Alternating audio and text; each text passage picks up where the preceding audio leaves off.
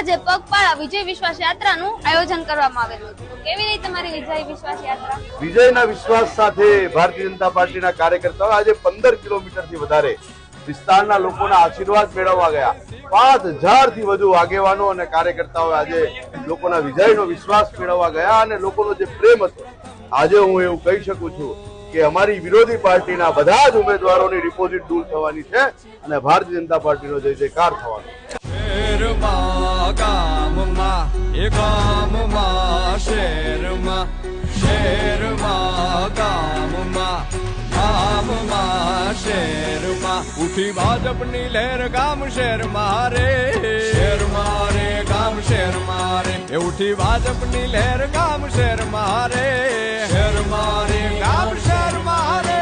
ગુજરાત છે મક્કમ, ગુજરાત છે મક્કમ, ભાજપ સાથે અડીખમ, ગુજરાત છે મક્કમ.